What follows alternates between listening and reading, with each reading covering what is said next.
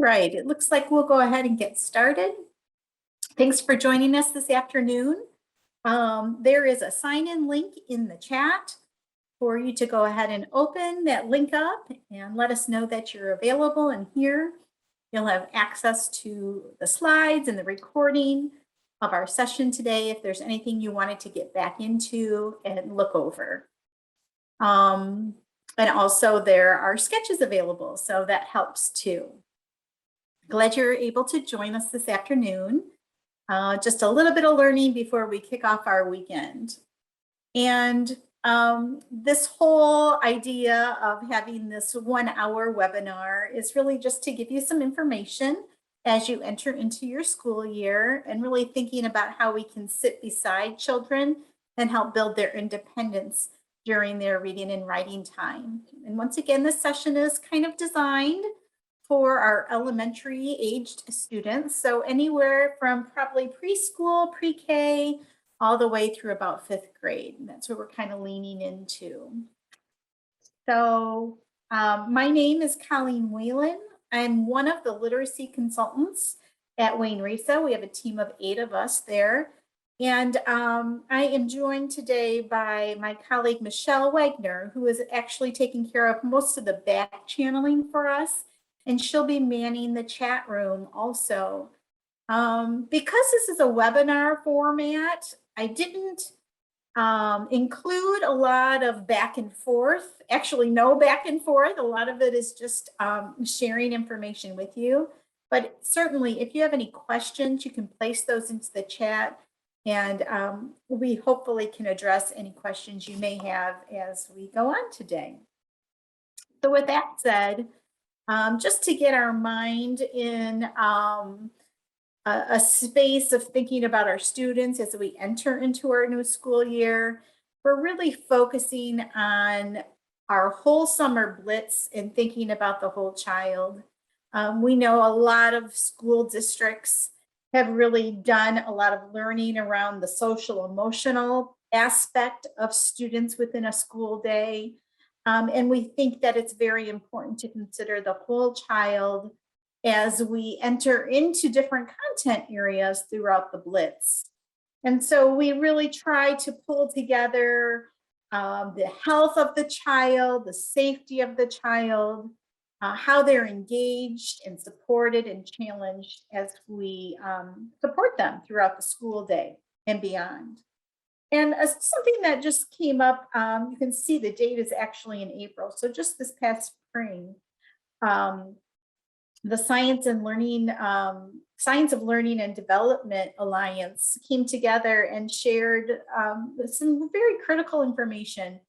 Really, it's no surprise to us as educators, but we know that building these strong relationships with our students, fostering a sense of belonging, that community building, attending to that social, emotional, and cognitive development really works in sync with accelerating academic learning. You're hearing a lot about acceleration, accelerated learning, and what we know best is if we keep the focus of our whole child in mind, we're really benefiting that acceleration in learning. And also, we can look into the research that has been shared by the National Commission on Social, Emotional, and Academic Development, and really lifting that fact that really it's no educational shift at all. It's certainly not a fad or a trend. It's really lifting up that social, emotional, and academic learning that we've always done, right? That's the real work. And it's always about lifting that instruction so students can succeed. And then lastly, when we think about that whole child, it's really important to consider the mindset of where we're at in our learning and the mindset that we're helping lift up of our children. And that should inform this whole educational enterprise that we fall into as classroom teachers and coaches. So today we are going to focus on our literacy learners, and to consider them today, I'd like to just think about what we know about our literacy learners. We know that they enter our classrooms with a wide range of literacy experiences and learning goals, very diverse, especially even when we listen to preschool teachers or young fives or developmental kindergarten. These kiddos are only 3, 4, and 5 years old, and still they're entering with such a diverse and wide range of experiences and goals. So really honoring and valuing where our students enter. We also know that literacy learners need caring and trusting relationships to encourage that development and growth over time. So we know building those relationships is huge to our students' development and growth, and that takes time. We also know that our literacy learners crave this meaningful and empowering literacy experiences. They're coming to school and they are so excited to learn. It's a natural, organic feeling that students, our young students, come to school and they just want to learn. They want to be in that empowering environment to lift up what they're doing. And lastly, we think about our literacy learners needing a lot of flexibility as we consider their learning paths to be proficient readers and writers. And so that really puts things into perspective as classroom teachers, as classroom administrators and coaches, to be flexible. Sometimes that's the one that is difficult for us, just because of the nature of our work. So I want to take us back a little bit on a journey here. And I thought it might be kind of interesting just to see some pictures, right? Because we see some old time pictures and maybe some names of some fabulous researchers that have devoted their lives to helping support kids and their learning. And so when we think about the research and we think about the scaffolding, you know, we go back to the title of our course today. It's really scaffolding those readers and writers so they can become independent. We first look at the first person that's on our page here, and this is Jean Piaget, and he was a Swiss psychologist, right? And he really believed in that constructivism theory, and that's where children construct their own understanding as they take on new knowledge. They add to what they already know by trial and error, and they keep what works and they toss out what doesn't, until they arrive at an entirely new understanding. And children are in this constant state of active learning. So we learned that from Piaget and the work he did studying. And then we move on to Vygotsky. And we've heard his name in college courses as we've studied to prepare for our careers in education. And we know that Vygotsky is a Russian psychologist. And he really leaned into the work of Piaget and continued that thinking about being active learners, but he included that social part of it.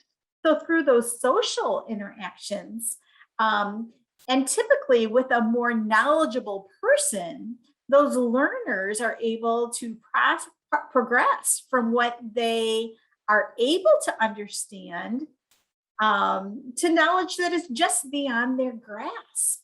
Okay. And really, that's that whole notion of the zone of proximal development, oftentimes called ZPD. And again, those are things that we have heard and learned about in our education courses, but sometimes we don't go back to the history of this research. And what's so exciting about the zone of proximal development is that we are offering students opportunities for support, right? We're supporting students in just the right way. We're challenging and helping and adjusting to higher and lower levels while guiding them across that development. So as we continue to move further and think a little bit more about the history and the research behind scaffolding, we're going to go into Jerome Bruner.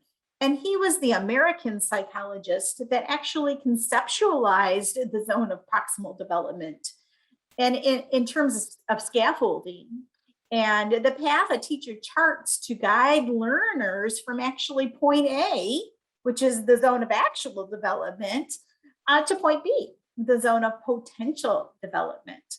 And so as you can see on our screen here, here's a lovely graphic of that zone of proximal development and kind of how we move from left to right. So really thinking about what the learner can actually do without any support or assistance is actually in that actual development zone. Maybe it's too easy. Maybe there's no interest. It's actually our starting point, point A. And as we maneuver our way towards the center, we see that that's that proximal development. It's kind of what the learner can do with the support of a more knowing other, as he or she moves from one level of understanding to the next. So oftentimes we talk about that being just right. They're motivated, they're in that zone of learning, and there's scaffolding happening, right? Because they're alongside someone that's knowing, a more knowing other, we say. And then lastly, we talk about the zone of potential development. And so we're kind of always continuing that learning forward. And this is actually what the learner could potentially do alone after passing through that proximal development zone. Sometimes we know that that could be too hard of information. It might cause frustration for our students. It's actually going from point A to point B. Where do we want to go? So we're really going to invest a lot of our time this afternoon on that middle zone of proximal development that we learned so much about from Jerome.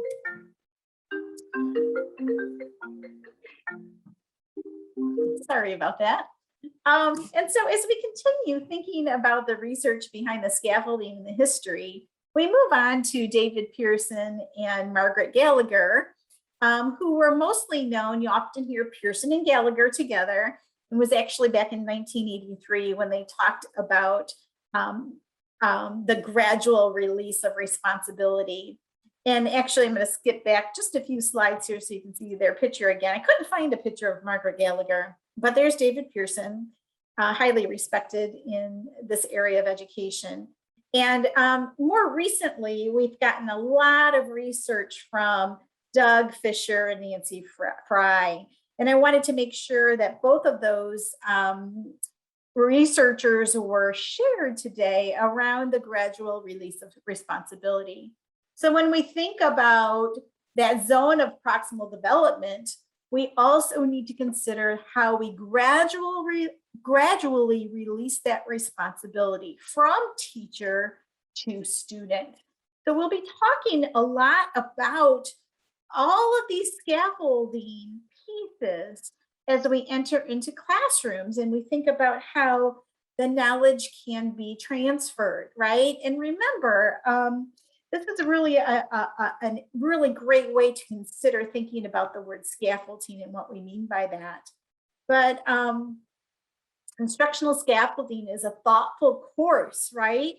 But it includes these actionable steps, right? So we're taking steps in a direction to help with that learning. There's decisions that are made spot on, and there's interactions, right, that are happening day in and day out to support our learners.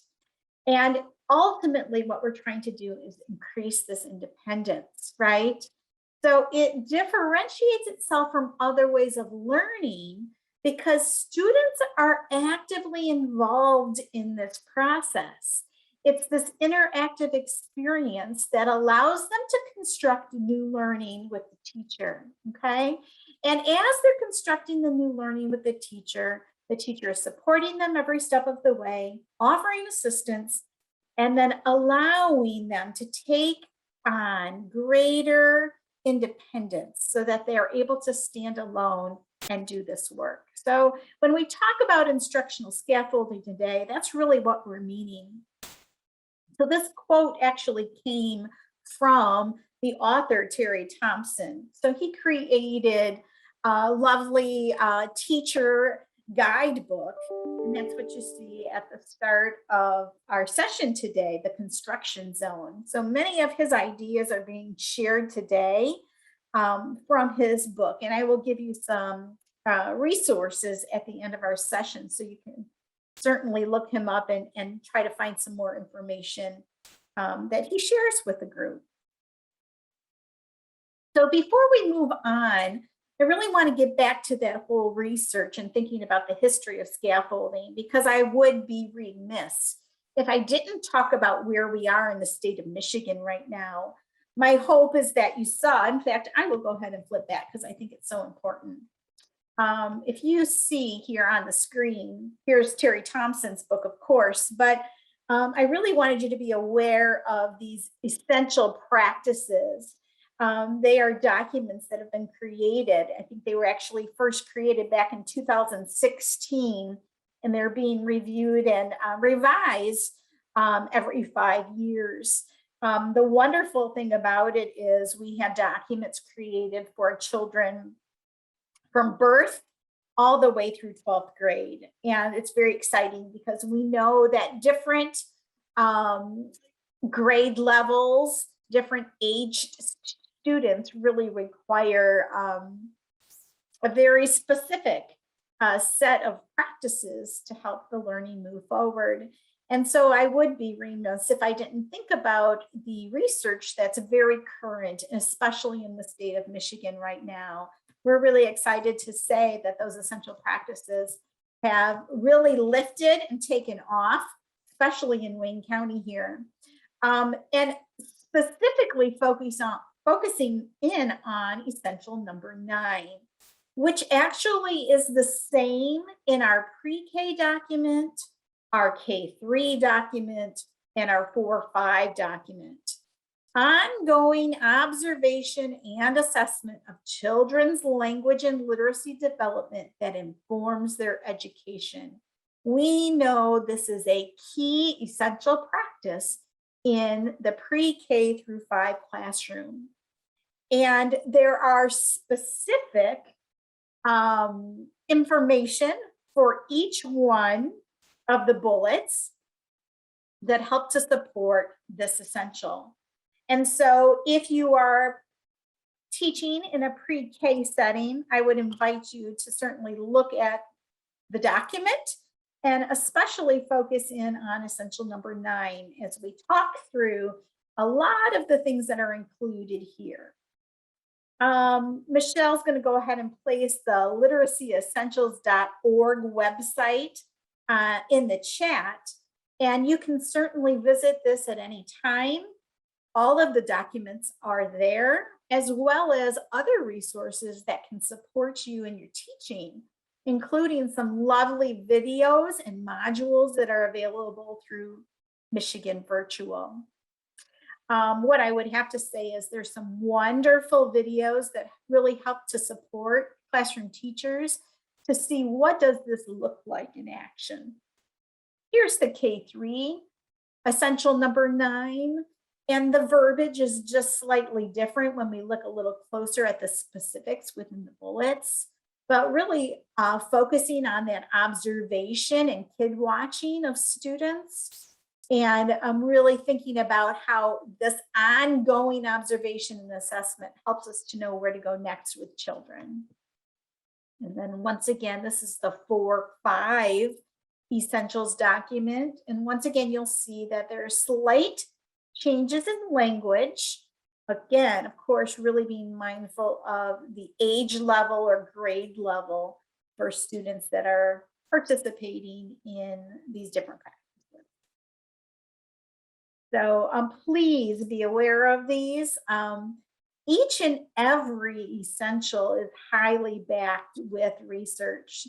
So as I spent time thinking about where we were years ago in education, it's really interesting to think about the timeline and where we are now, because we can take some of that very important information from way back when, and we continue to learn and build upon that. And our researchers do such a fabulous job with that. One last thought before we kind of dig into some of Terry Thompson's work is this notion that scaffolding is a shared endeavor. And when we talk about that, we mean that the student and the teacher are working together to construct that new learning. It's not that the teacher is the person with all of the knowledge, the keeper of the knowledge. It's actually the teacher opening their mindset so that students are able to share and offer their thinking. And between the teacher and the student communicating with one another, new learning can be constructed. So I love thinking about scaffolding in this way, because oftentimes when teachers or coaches or administrators are thinking about scaffolding, and they're kind of thinking about, oh, maybe a child and an adult are sitting beside one another, and the teacher is encouraging the student to do a particular skill or strategy. And really, when we think about scaffolding, it's a two-way street. So the teacher and the student together are co-learners. So when we go back to thinking about some of the strategies that the construction zone, Terry Thompson's book, shares with us, he really defines scaffolding into four main categories. And what I'd like to do is share those with you today, just to help when you're beginning your school year, thinking about how can I really be mindful and intentional about the scaffolding that's happening in my classroom. Oftentimes we as teachers are sharing maybe a particular skill as maybe a learning target, maybe it's a mini lesson of sorts, and then the students are given some autonomy in deciding how they're going to go about using that information to become more proficient within that skill. And so we really want to be thinking about how is that scaffolding process happening for me in my classroom. And if we focus on these four components of scaffolding, it may help us to be a little bit more focused. And actually, you'll see focus is one of the pillars here. But ultimately, it's to help us support students with scaffolding.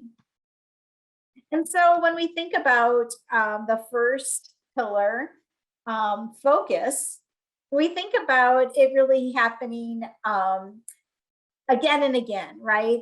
You see the words recursive and ongoing. So we know that when we're scaffolding, it's happening all of the time. And we're thinking about what we know about a student, and we're adding to that, right? So that the things that we've learned about them as learners continues to add to the work that they're doing. So what we need to be real mindful of during this focus part of scaffolding is that we are being very clear and very deliberate about a goal that's happening. So we're teaching towards this very clear and deliberate goal. And if that is not verbalized or shared between the student and the teacher, it leaves the student really wondering, what am I working on here? Okay. So as I consider myself in the classroom, I'm thinking about maybe some one-on-one conferencing that's happening. I'm thinking about a small group instruction that's happening. I'm always being mindful of what is the goal? Where do we want these students to go? Okay. And so that really helps us with our focus. So as we think about focus, it makes us think about where we're going. And we have to, despite all other distractions, and that can be very tricky, especially in an elementary setting, right? There's distractions all day long. It might be a fire drill, right? It could be a student not feeling so good and has to quickly exit the classroom. It could be a behavior problem that just arises out of thin air. There's a number of things that can distract us, right? So we really, as we consider thinking about scaffolding, we need to be really specific on what that goal is and what the outcome is. making sure it's tied to an outcome. But as we continue on with that focus, we have to kind of think about where we are right now. What is the child, what is the student showing us they can do? What are they having success and strengths with? But where might they be able to progress, right? What are areas of growth? And then lastly, we think about what is the best way to get there. And that can be quite a tricky question to answer. What we want to do is take all of the information and knowledge that we have about a student and also take everything, all the knowledge and information we have about what real readers and writers need. And we put those two pieces together to create the best pathway or next step for students. And that's the tricky part, right? That's the trickiest part of all, because we're taking in new information about students each and every day. We're taking in new information about how we can be the best teacher every day. And so that's where we really get into that flexibility piece. But to support you a little bit more with the focus, here's some examples of some things, some scenarios that you can consider. When we look at goals, there's certainly a definition of what we mean by vague goals and what we mean by specific goals. And so you can see here right on the table on the screen are just some examples. So for example, we might say, oh, we would like this student to be reading a text level C. We think that that would be an appropriate place for where the student is currently.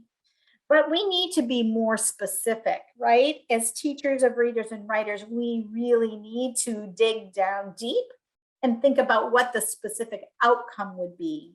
Oh, so I could say, we would like the student to be able to cross-check picture meaning with visual cues to read a text level C. So they're putting together picture and the meaning of the picture with some initial visual cues of a word to read a text level C. So you can see how different that sounds, vague versus specific. Let's take a look at another one here. How about the third one down? Create mental images to support stronger comprehension. So that sounds like a really good goal. Yeah, we know that good readers keep pictures in their minds to help them understand and comprehend that text. But to be just a tad more specific, we might say, oh, let's allow the student to think about visualizing characters' facial expressions and their actions to infer their feelings and motivation. So yes, we're still utilizing mental images to help support the understanding, but we're honing in on characters' facial expressions and actions to figure out how that character might feel or how they're motivated. So it's really interesting to consider those vague goals, which are quite easy just to plop out, right? Kids, I think you really need to work on reading fluently, right? Or I see this small group coming together today and I want them to understand poetry and really thinking about how we can switch that to be much more specific. And if we're able to do that, students have a much clearer understanding of where they need to go. So let's do some more digging into that. Here's just a slide that shares with you some data that you may be collecting on students. So you can see an example of maybe a formalized running record. You might see a very informal interview with a student and their feelings about reading. You might see a sample of a student's writing based on a response from reading. Or you might even have like an engagement inventory there. And the idea here is to remind teachers that it's really important to triangulate the data. We are bombarded with assessments. What we as teachers need to do is to stand up and say, what assessments are most meaningful to me And how can I move this data to a practical daily output for students? How can I use the information that I've gathered about students and make those instructional moves each and every day? We know they're changing each and every day. How can I take the information that I'm gathering and make quality, intentional decisions about what kind of instruction is happening? And I'm going to invite Michelle once again to place a document into the chat. It's a very simple document. It actually was just recreated from some other sources I had. And what I would invite you to do is make a copy of it. And you can add and shift any way that you want the tools that you're using to collect data on kids as readers and writers. So, you know, maybe in your district, you're not using the FONIS and Pinnell benchmark assessment system, but you're using DRA2 as a diagnostic. You would put that in the tools column. Maybe you are using a conference notebook and you're writing anecdotal notes each and every day on your students. You're going to definitely want to include that as part of triangulating your data. Maybe you have writing samples. You're going to want to pull those to see what kinds of details and trends you're finding about your students' learning as readers and writers. Maybe you have spelling inventories or spelling tests. We want to look at that kind of information so that we can make some determination on where to go next with students. So it's really important that we're using a variety of assessments and observations as we think about scaffolds for students. So as we were talking about focus, and we were thinking about, you know, where are we going? And then we're thinking about where we are right now. The next question, of course, then is what do we do about it? How do we get there?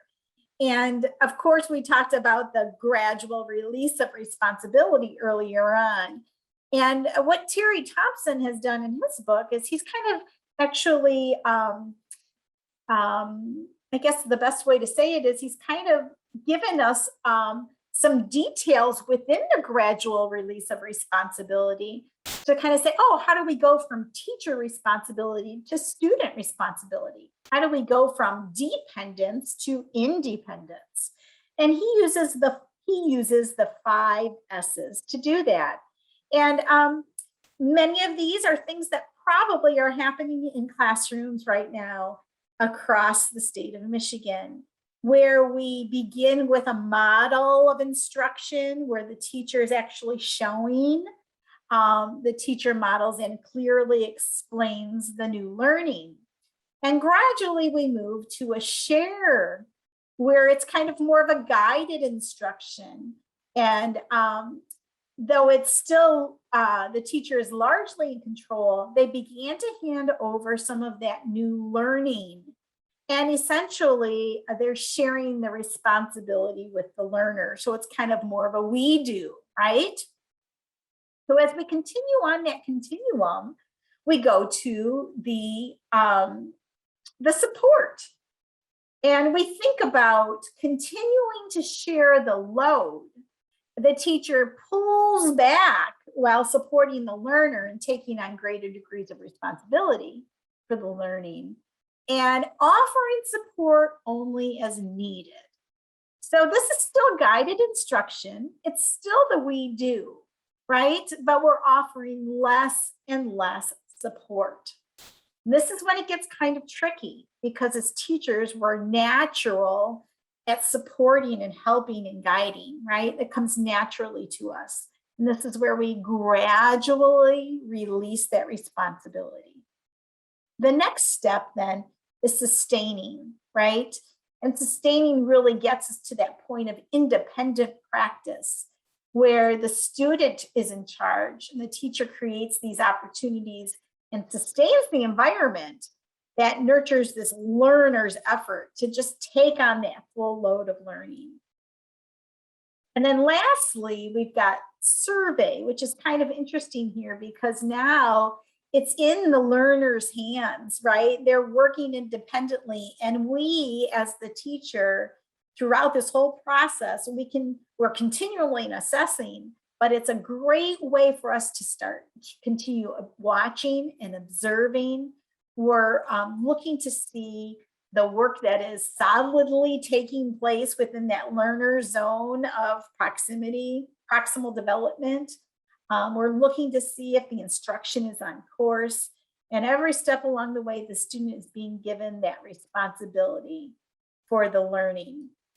So this kind of shows you that gradual release we talked about earlier, but just in a little bit more detailed way. So as we continue on, we think about a second pillar in scaffolding from Terry Thompson's book, which is flexibility. So there were 4 F's, right? So we did focus, and the second pillar is flexibility. So I love how they stated this in the book, where they talked, I love this word tethered. I think it's such an excellent way to consider flexibility, because we're still connected to our focus, right? We're connected, we're tethered to our focus. We haven't let go of our focus. But our scaffolds have a responsive edge to it, right? This organic vibe. And it allows us to shift with perfect timing to meet the needs of our learners. I just love the way that's thought of and shared in his book. So one of the things that really came to me as I was reading about flexibility within the scaffolding part is, as elementary teachers, we know how important it is to have structures in place and routines in place, to have a very rich climate and an engaging space for kids to learn. But it is of paramount importance that we offer the flexibility for our learners in our classroom, even with routines and structures in place. So if we think back to our lesson planning books over the years, if we think about our schedules, we like to have things just in place, right? It's nice to have our groups organized. It's nice to know when we're having our literacy block and when we're having our math block. It's important to know when music is and when lunch is. But it's highly important for us to be organic and responsive to our students' needs. And so that's where we get into this flexibility. So our best teaching actually can occur during this flexible structure, but it has intentional purpose, right? It's always tethered to our focus. So I might just invite you to consider some things to be flexible about. So for example, absolutes, right? We're absolutely having morning message every morning when we gather together, because that's how I'm building community in my classroom. Could I think flexibly about that? Could I think flexibly about a morning message? Does it have to be 5 days a week? Do I have to be the owner of the message? Am I sharing the pen? Can we do a morning message in the afternoon and call it an afternoon message, or a way to send everybody off for the day? So what we want you to do is consider thinking flexibly about things that you've always done because they're working for you. How might we change it up? Thinking about resources and how we might incorporate using resources and materials in a flexible way. Maybe I'm not going to use the same read aloud that I've used the last 5 years. Maybe I need to change it up, right? I've always done my writing instruction this way, but I've also learned some new research from our essential practices. I think I'm going to dig into that a little bit more.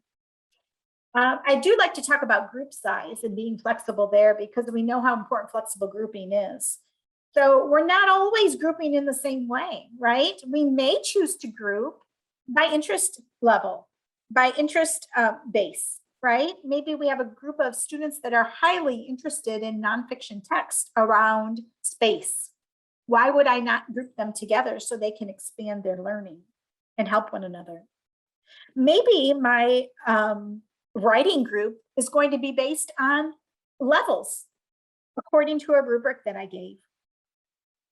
Maybe my group is going to be situated around students choosing from different texts, multiple texts. So it's lovely to consider thinking about grouping in different ways and grouping sizes. You know, I always like to get at least 4 or 5 kids in a small group instruction. Well, we know that that can change based on needs of what kids have. Maybe 2 students in your classroom are showing they have this need at the time, and they only need to get together twice for 10 minutes each. Then we need to be flexible enough in our structures and our scheduling to do that. Another thing to consider, scaffolds are around the learning modalities. So thinking about how I might offer a different way of sharing a learning target. Maybe I will use a different avenue to share my mini lesson today. Thinking about kinesthetics and how are we incorporating that movement throughout some teaching or scaffolds. Thinking about how kids learn best and offering multiple opportunities for multiple entry points within that. One of the lovely things that was shared in the book was the visual learning modalities. You know, oftentimes elementary teachers will lean towards the anchor charts that are so prominent in classrooms on their walls. And have we ever given thought of making sure that we're being mindful that the information that's on that anchor chart is relevant at the exact moment?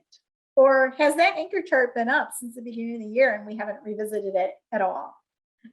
So certainly some things that we can consider being flexible around. As we continue on, we think about the third pillar from the construction zone book. And the third pillar, of course, is feedback.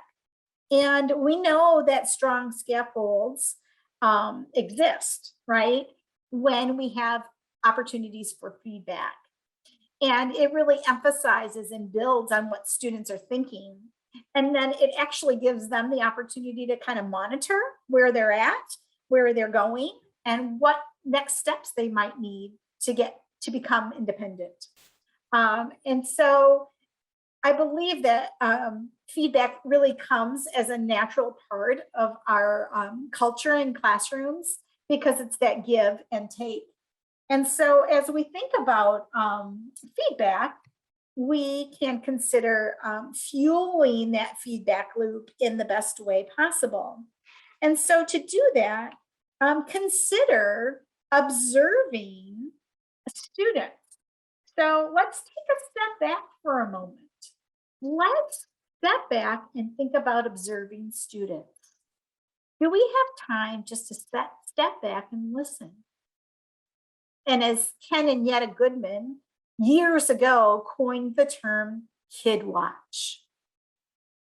When do we have the actual luxury of sitting back and just watching our students? We may ask questions and probe.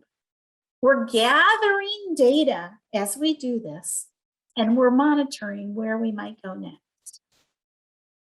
Wow, for any of our kindergarten teachers out there, we've got the KRA, and this is exactly what they expect. It's sitting back and observing, it's listening and watching, and it's gathering data to determine where we might go next. So as we continue this feedback loop, we think about all the things that we observed, and now we're going to reflect on those. And as the classroom teacher, right, as that professional in the classroom, we're going to name and notice exactly what it is that the students can do.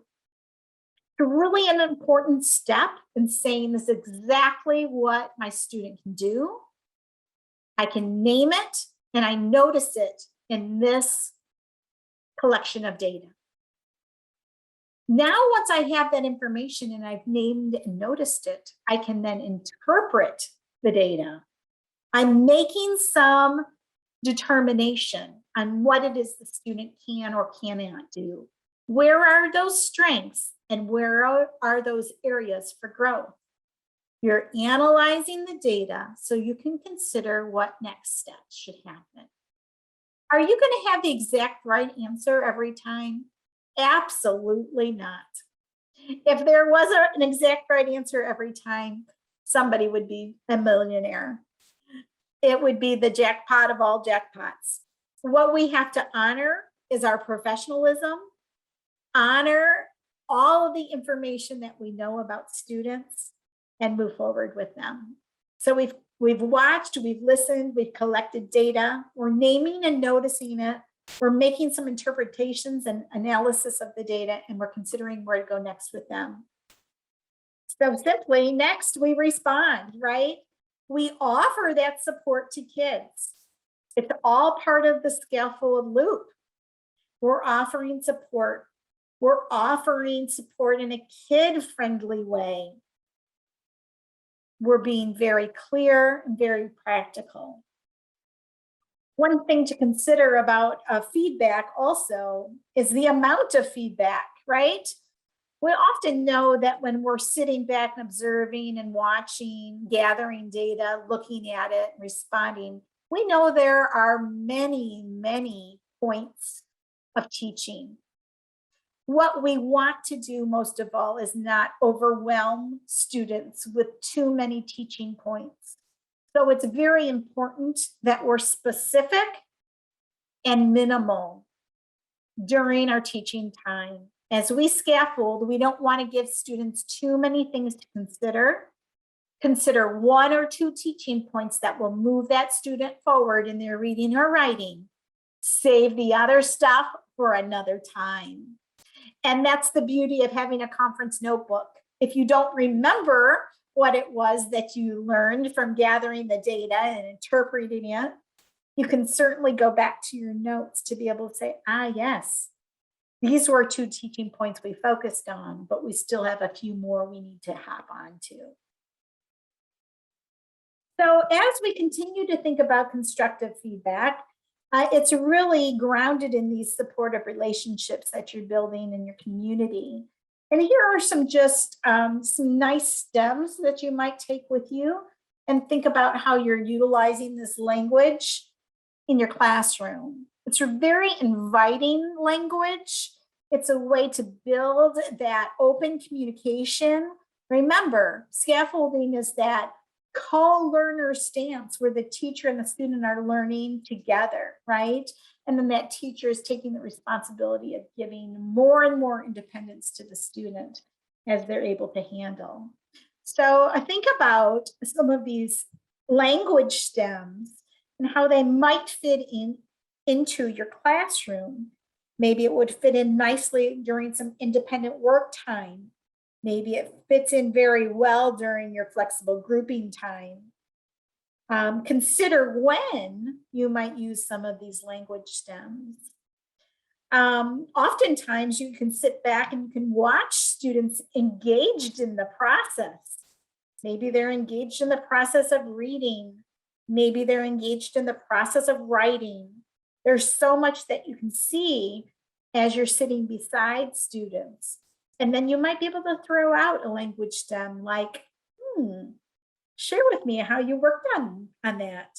How did you work that out? So those are some very open-ended ways of thinking about things.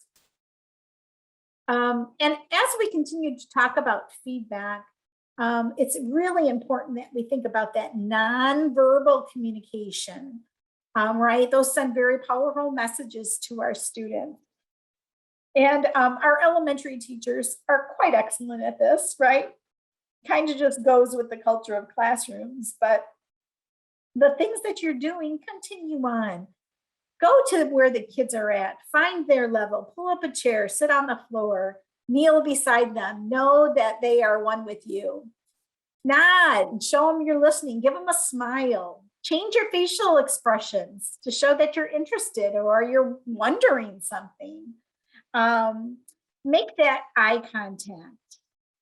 Give that undivided attention. That's a really hard one when we're in a classroom setting because oftentimes we're distracted, right? That goes back to our slide from before. How do we stay focused? And what message, what powerful message that sends to students when you have a child talking and you're giving undivided attention to them. You're listening so attentively to that student because what they're saying is so important. Keep that open stance and keep that relaxed posture. This could be a challenge at times this year, especially as we're going back into classroom settings where we're working together and trying to still allow some social distancing. Play around with it. How can you show your kids that you're with them, that you're communicating with them in a positive way? All right. So we're rounding out our time together. And the last pillar that we have to talk about is responsibility. And when we think about responsibility, it's really that notion of passing on the responsibility, right? At every step in the process, we're slowly passing on that responsibility so that our students are eventually independent, right? They're eventually responsible for that new learning. And I'll tell you, I have a college student these days, and I'm working on passing on that responsibility. And some days are harder than others, right? Same holds true as us as teachers. It's difficult sometimes to pass that responsibility on, but in the end, it's our duty to make sure our students can be independent learners. So just a tip or two about responsibility.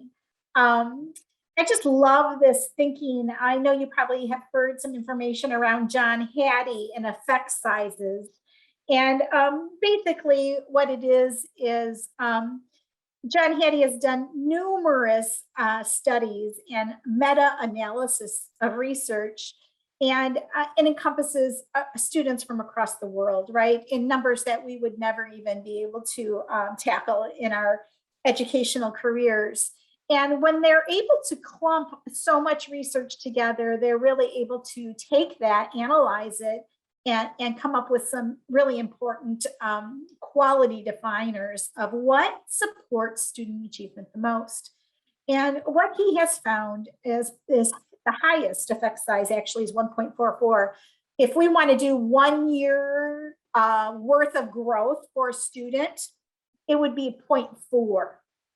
And we see that this is actually like almost tripling the charts here when we talk about students being able to self-report grades and expectations. If they're able to say, this is how I think I did and why, they're going to just skyrocket with achievement. I mean, you could get almost a 2.5 years worth of growth by giving the responsibility to the student about how are they doing and why. And this quote here is, a task, really. One major task is just handing over those reins, right?